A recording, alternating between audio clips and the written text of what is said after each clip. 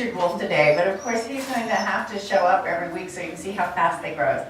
And he's been really heavy. I'm having to brace him now with my elbow against my hip. I know. And if you watch the videos on the YouTube channel and see the progression every week, hi, big boy. My name is sacred. It's walk on. Just think of walk on and take the L out. I know. Do you want to go play? Oh.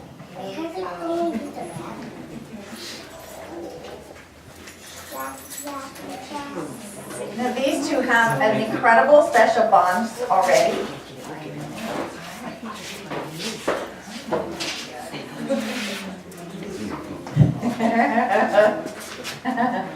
Tehya, see?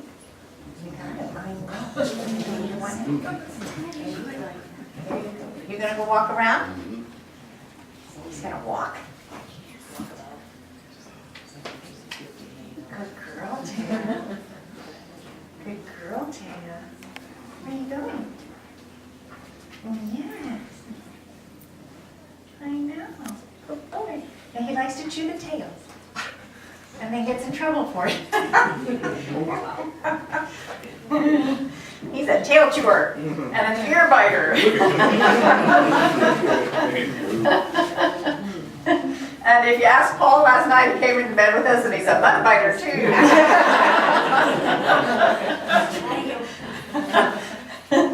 Paul was... He got a little bit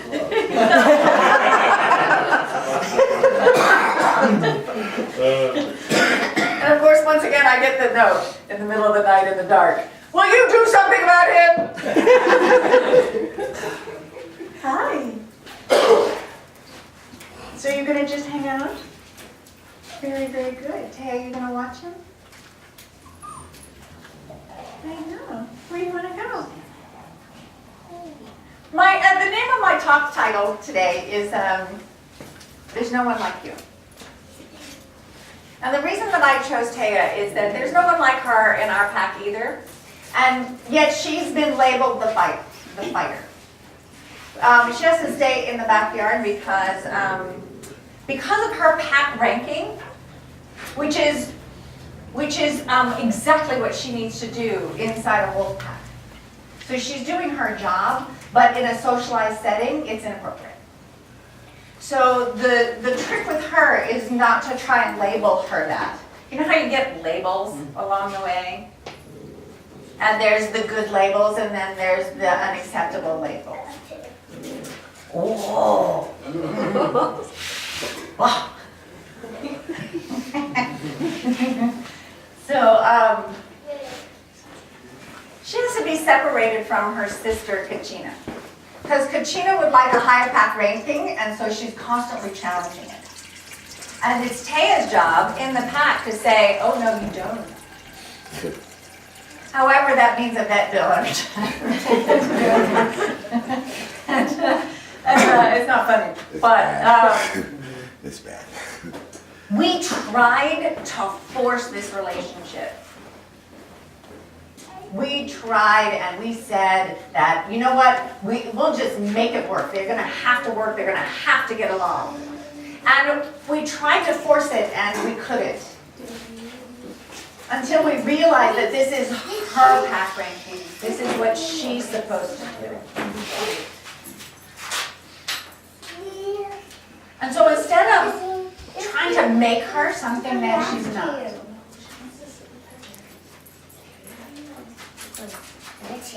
then instead of trying to make her something that she's not, we have decided that she is who she is, and that's good enough for us.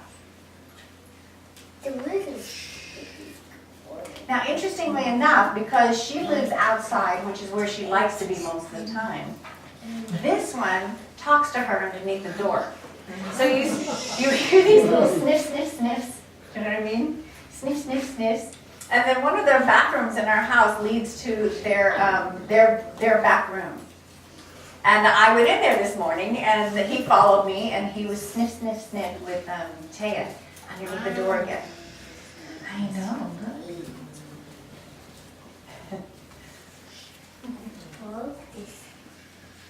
And later I pulled him out because I don't want him in the bathroom by himself. And I shut the door, and he went digging at the door and crying at the door this morning to try and get to Tehya. He wanted so bad to get to her.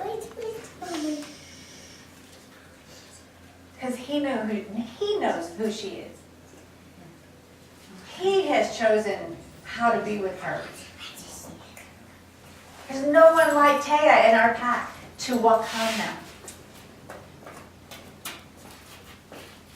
And so I've learned just in this last few days that he wants to be with her in a way that we need to make happen. Because he knows who she is and what he needs for her to be to him. And so it's up to us to listen to that. Instead of labeling her that way.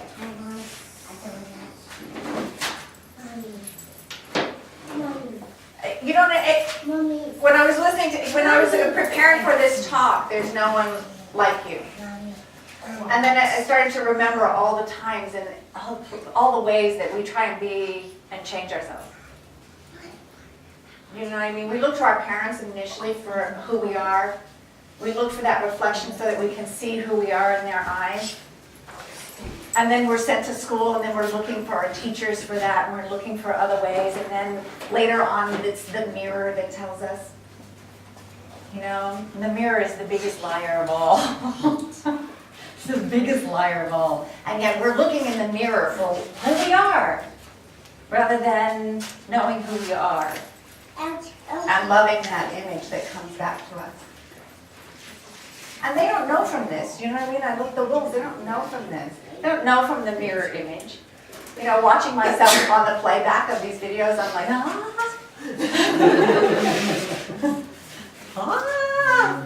look how old I got. And then I go to the mirror and go, that's not mirror, girl. I see something else in the mirror. And it's really hard for us, you know, that it's the magazines and for girls, you know what I mean? For guys, it's a whole other thing. Hi, Tehya. Hi, Tehya. But we try and focus with them what they are. More on what they are than what they're not. When you are content to be simply yourself and don't compare or compete, everyone will respect you. Those are the people that we actually hold high. You know what I mean? Those people who do exactly who they are and show exactly who they are. We revere them the most, and yet it's the thing that we punish each other for. That was Lao Tzu from the Tao Te Ching. Every single person is sacred. There's a reason his name means that. Do you know what I mean? The wolf's wisdom and just his name. Every single person is sacred. Sacred means special, precious, a treasure, a true beauty. That means you. That doesn't mean Wakan. That doesn't mean the puppy and how you responded to him. Every single person in this room got to meet him and touch him, and I saw the look of awe and, you know what I mean, as how special he is. Are we looking at each other the same way? Or have we forgotten that we're no more or less than that little sacred puppy over there? And that's what I get to learn. That's what I get to share, because I get to do this. My heart's desire led me here, so that I can see my reflection in them. And I ask you to invite you to do the same. So we're going to sing our opening song, and for those of you who know it, please join me.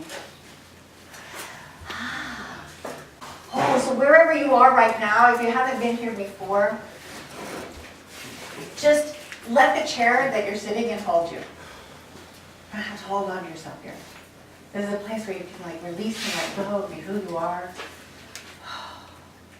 Exhale and know that the chair is being held by the gravity of the earth beneath you. You will not fall in this. Let me lick my finger.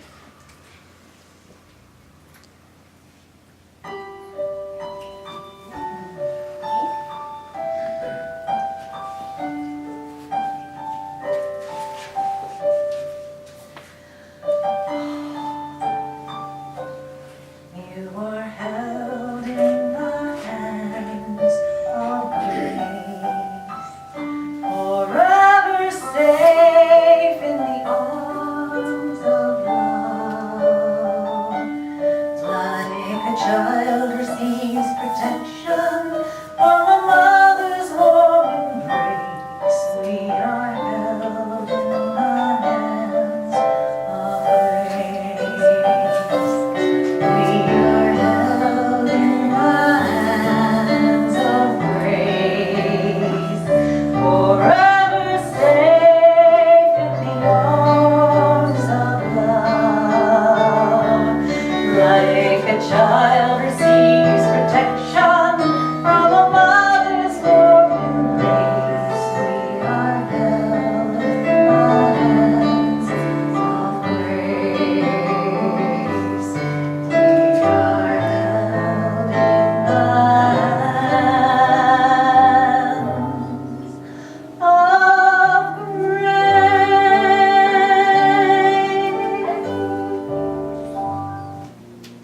Here's what I know. I know that sitting in this room, I'm surrounded by nature, that I am reminded, and by these walls, that we are a divine creation, that there is a divine creative intelligence that we are made of. And this stuff is divine. And so there is no question and no other choice that we can have except to understand and to accept who we really are. And that is the beauty that you see in the world, is in and within you and runs as deep as the marrow of your bones. That's who you are. I know it, I trust it. And I claim for each one of you that your heart's desire, that what's within you, your dreaming and your imagining, are exactly taking you and leading you where you need to be in the experience of this journey of this life. I say thank you for your presence, for the generosity of your time. And I say thank you in advance for all the good that has come before me, that is good is that is here now, and the good that is coming and will always be. And I release these words knowing that what I have said is the truth as I know it in my being. I know it for myself, I know it for you, and I release it into the hands of grace, into the laws of the universe, into the laws of love, the laws of cause and effect, and all the laws of the universe. There is no one like you. And so it is. Namaste. Aho. Amen. Whatever it is that solidifies that and helps you embody that truth, that ancient knowingness. Think how lucky you are that the skin you live in so beautifully holds the you within. I have to read that again. Think how lucky you are that the skin you live in so beautifully holds the you who's within. I'm going to invite Greg LeBon Jr. to come up. He has written a song called Like You, which was the inspiration for this talk. And he's going to play it and sing it for us. Come on up.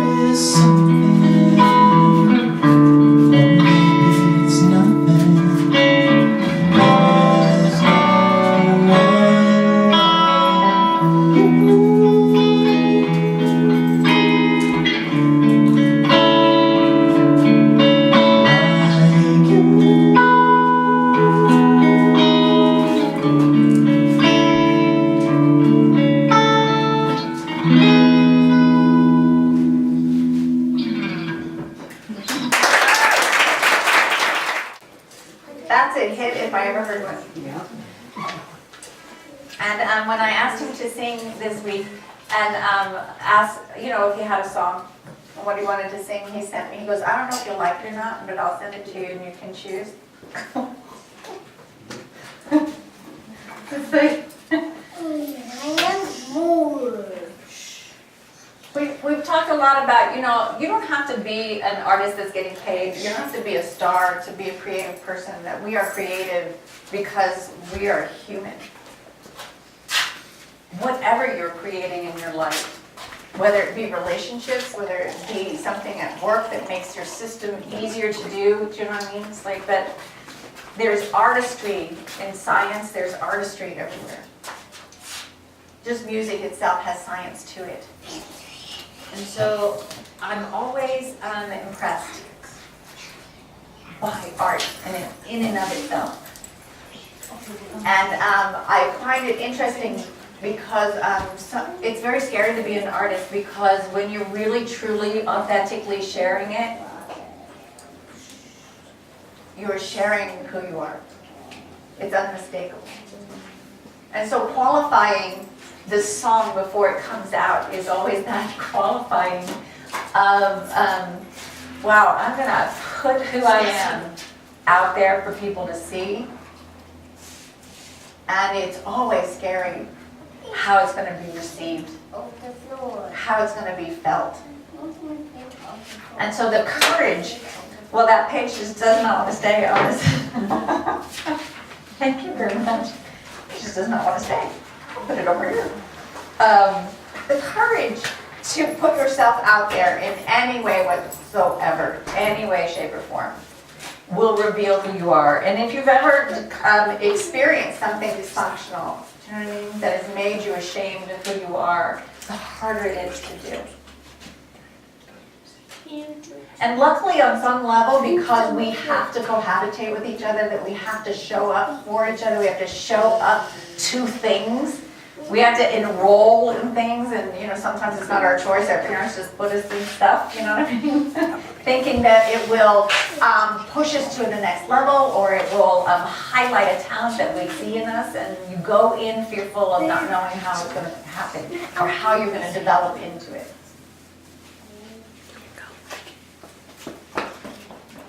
Now, I've talked sometimes, talked here about it was so dysfunctional in my home that I stopped talking. So when I was 8, I stopped talking. So my mother thought a good thing would be to do is to put me in acting classes when I was 11, when I was in 6th grade. And I loved it because at first it was very, very scary, but I didn't have to talk my own words. That's what I loved about it the most, was that I could speak somebody else's words, and then I could actually talk as somebody else. So I had this avenue to use my voice, only wasn't me. So I loved going. It was really amazing. And I complained once because they gave me a monologue that was just totally wrong with me, but of some old lady, but I didn't care. Really, I didn't care. I was given these words and I could express myself, and I could be somebody else besides who I was, because at 11 I didn't know that it was still me doing it. It was still me performing it. So there came a time where we had to do some improv.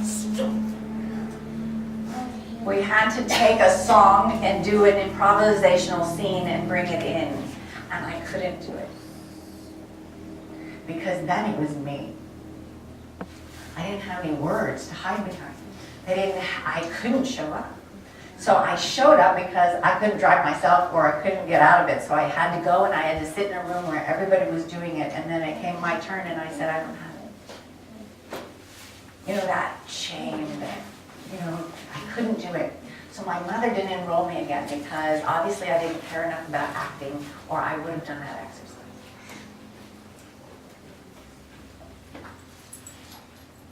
And it's like adding shame upon then shame, do you know what I mean? Rather than asking me, why did you do the exercise? She said, well, she must not care enough about it. Otherwise she would have done it. So then I was taken out of this really beautiful place and comfort zone. But then in 7th grade, in my 7th grade English class, our assignment was to read a book called The Outsiders. You know, they made that movie, Francis Ford Coppola. You know, a book you could relate to because it was about children, you know, kids. It was the only book I think I ever really completed in life. And we had to do a scene from it. And I was like, oh, I get to play Cherry. Do people know the book? I get to play Cherry. You know, she had the red hair. I loved it. Loved the perfect person to play. And then one of my classmates, we were assigned to do this scene together. And so we did this scene. No sets, no nothing, no sitting, just up against the chalkboard. And we were doing this scene. And afterwards, my teacher, she walked over into, you know, like the side of the room, totally aghast, and said, Colette, you can act. It was like this statement. And I was like, I didn't speak, so. But I never will forget that. There are people in our lives who have reminded us who we are and given us what the stuff that we need to go on with. The things that we hang on to mostly are the ones that told us what we weren't. And sometimes we focus mostly on that. Rather than remembering in 7th grade your English teacher showing up for you and making a public, profound statement of who you are or what you can do and how talented you are. And it informed the rest of my life, that moment, that one moment with that one teacher. And we can be that to each other. I know all of you, I want you to sit here and imagine and remember the people who said those things to you. They gave you the stuff, you know what I mean, to go on from here. I had really bad skin when I was young too. So every 2 weeks I had the dermatologist appointment. And back then it wasn't about skincare. You know, they burnt you with the sun lamp and then they took dry ice to your face afterwards. I mean, seriously, that was skincare in the 70s. You know? And yet, you know what I mean? And then tetracycline every single day for 8 years I took it. And that was before probiotics. Yeah, I know. I mean, talk about malpractice. But imagine what that said to me, to be in, you know, I mean, taken out of school every 2 weeks to go to the dermatologist, to have, you know what I mean, lay down, get sunburnt, and then dry ice on your face. You know what I mean? And then walk out with this red, you know, burning sensation, and then have to go back to school looking like that.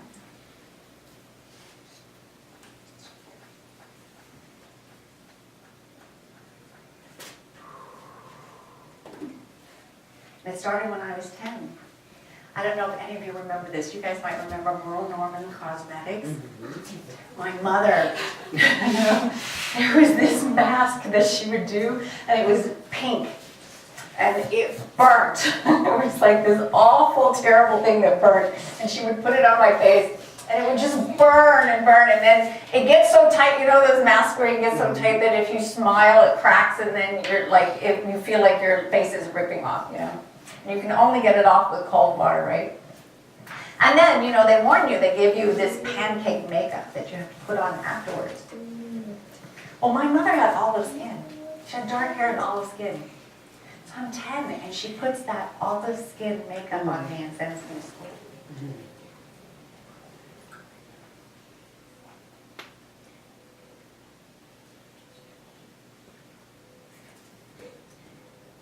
You know, in the bathrooms in the school system, you know, the pink soap that was granulated.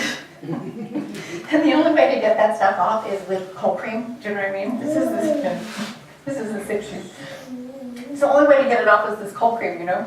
And so I'm in the bathroom because I can't show up in my classroom, and I'm in the bathroom with, you know, the mirrors that are about this big, trying to pump this soap, this pink granular soap, and trying to scrub it off my face. And then finally the teacher comes and looks at me, and you can see the look on her face. She was horrified for me, but it was her job to bring me to class. And so I had to sit in class the rest of the day with half of that soda, half of it on my face and half of it on my face. Oh, no. And I'm standing here going, wow, what a sad story. And it's a sad story. But what she was doing to me was what she was seeing in the mirror that was unacceptable, not me, in reality. But she was passing down what she had been taught. Do you know what I mean? What is supposed to make you lovable in this world? And it's the face that you show up with, the clothes that you're wearing. That's the hard part. Is that later on, when you're figuring it out, and you've experienced what you've experienced, and then you really have to reach out for the teacher that says to you, Colette, you can act. Do you know what I mean? And the impact that puts in your spine and it embodies. When I talk about embodying the amen, you know what I mean? Amen. That put a stamp on my life that made my life beautiful. And I've gotten more. But it marked a way that I did feel about my appearance. And so, I did a workshop because I was an actress, and there's all about being pretty enough. So I also stepped into a world where they want you to be pretty enough. It's kind of, you're not pretty enough, whatever that means. Anyway, I did a workshop of how to dress and what are those things you pay for all these kind of workshops you get. And this man was taking mostly women into 4 different categories. You were either elegant, you were either glamorous, you were either chic, or you were exotic. So those were the 4 choices. Those were 4 choices. And everybody in the workshop had to stand up, wearing your best outfit. You were told to bring your best outfit and wear your best outfit and stand in front of, the crowd. And I was wearing, GW. I was shopping at GW, which is Goodwill, by the way. Where'd you get your outfit? GW's. My girlfriend Barbara taught me that. But I was showing up in whatever mixed match thing I could afford at the time, and it was my turn to go up there. I'm just like, I just was waiting for whatever the comments were. And I remember him backing up and going to the rest of the crowd and pointing his hand at me, sort of like Vanna White, I'm going, well, glamorous, that's all she could be.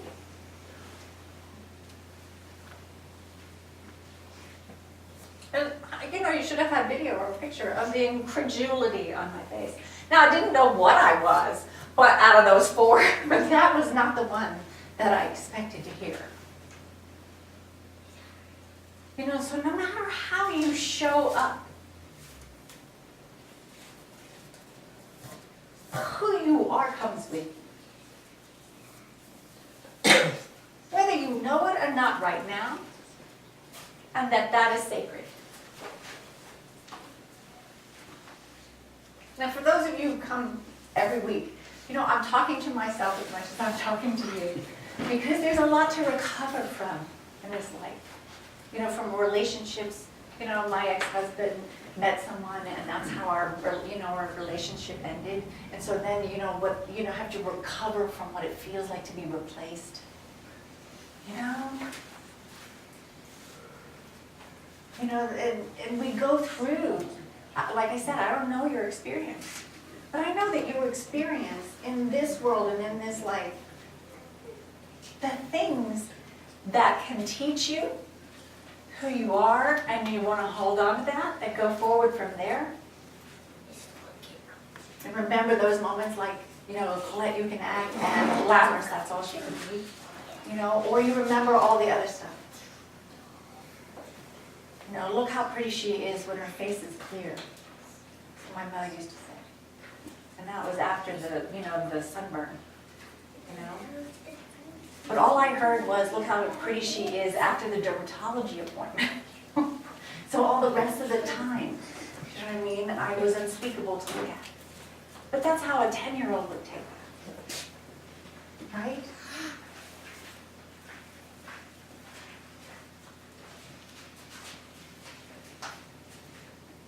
You are you. Now, isn't that pleasant? That's Dr. Seuss. It's so simple. It's so simple. You know? If we just believe Dr. Seuss, then we're doing great. You are you. Isn't that pleasant? It is. It is very, very pleasant. We just have to believe him. You know? Always be a first-rate version of yourself and not a second-rate version of somebody else. That's Judy Garland. And we know how big a star that she became. But she was told she had a weird voice. She had that beautiful sound coming out of the little girl. You know? But somebody recognized it. And one of my favorite stories about her is that she had a hard time growing up. She had a hard time. She had a hard time with alcohol and drugs, and she made fortunes and lost fortunes. And Jack Carr tells a story about going to meet her because she was losing her home. And so the movers were there, and they were moving out everything, and she showed up and took a scarf like this and threw it around her neck, and she goes, "Where are we going for lunch?" And he's like, "Judy, what was happening to your life? How can you be in such a good mood?" And she goes, "Oh, behind every dark cloud is another dark cloud." And then apparently they were driving down Sunset Boulevard in a convertible, and so was Elvis Presley. And they got side by side at a stoplight. And he looked at her and said, "You are always my favorite." Wow, you know? You know? So sometimes behind every dark cloud is the thing you need to hear from someone who sees who you are, no matter your circumstance.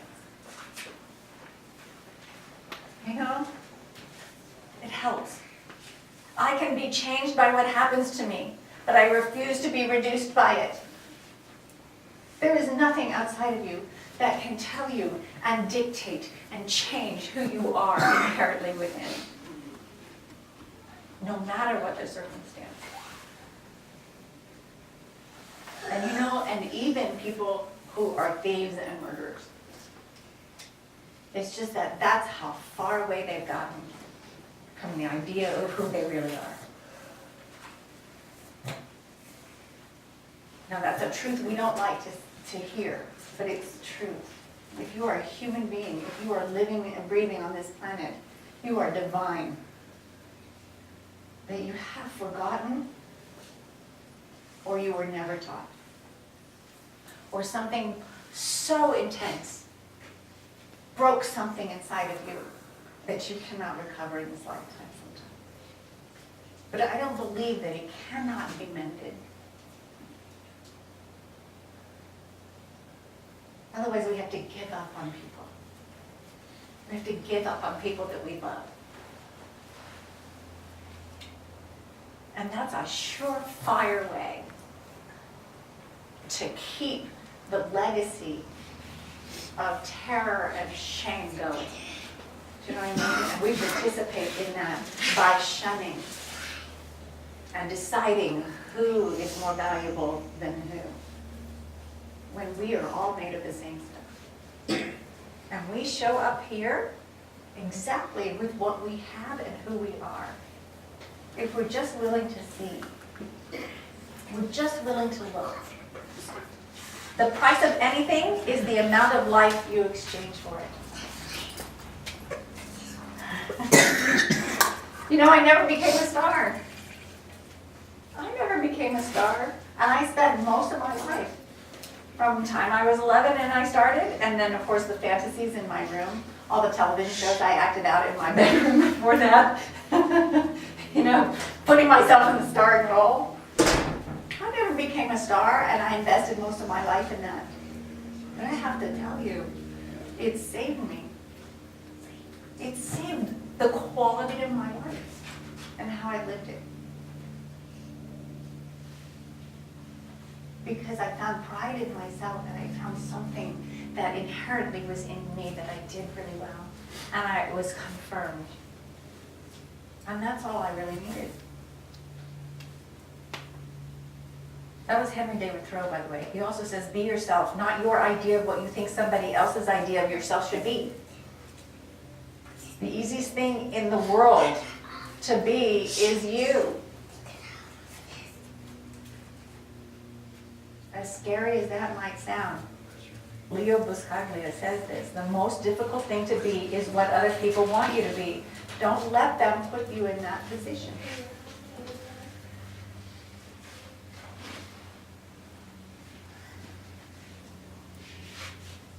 Dolly Parton says, find out who you are and do it on purpose. And I say, remember who you are and do it on purpose. And for me, I know you will attract the people who recognize themselves in you and want you to recognize them.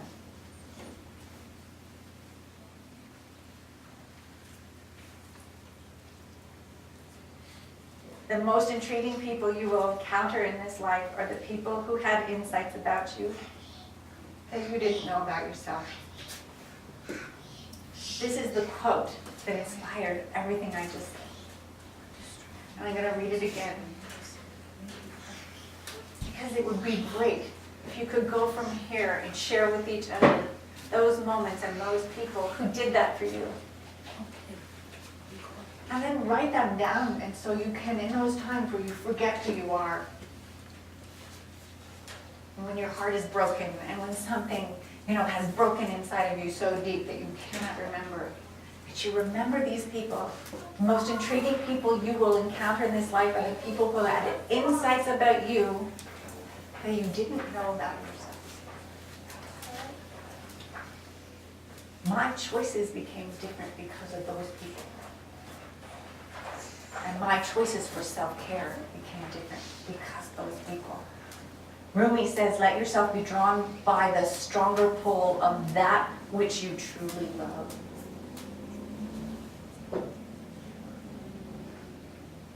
And if you can't love yourself right now, love the idea that you are divine. And that there is nothing else that you can possibly be. If you're here, we are part of this creation that is magnificent. So how could you be less magnificent than that? Ever, ever, ever. Dare to live the life you have dreamed for yourself. Go forward and make your dreams come true. That's Ralph Waldo Emerson. And it helps me introduce the next song that Greg is going to sing, which the lyrics are written by our Tommy Locke. And the music by Greg LeBon Jr. These are our original music stars, and they just found.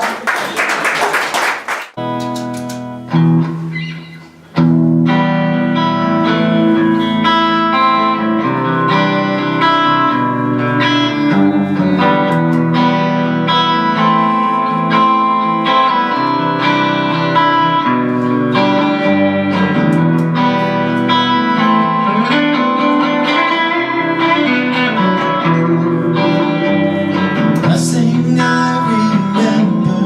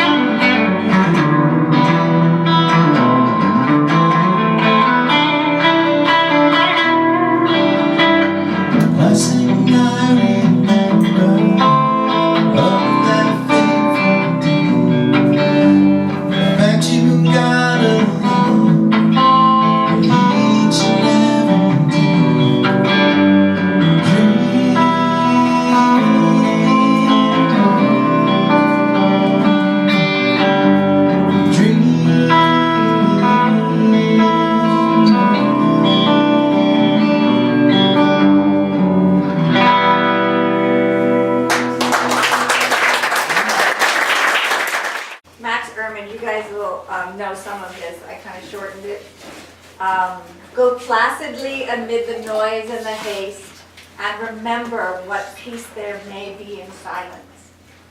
As far as possible, without surrender, be on good terms with all persons. Speak your truth quietly and clearly. And listen to others, even the dull and the ignorant. They too have their story. Be yourself. Do not distress yourself with imaginings. Many fears are born of fatigue and loneliness. Beyond a wholesome discipline, be gentle with yourself.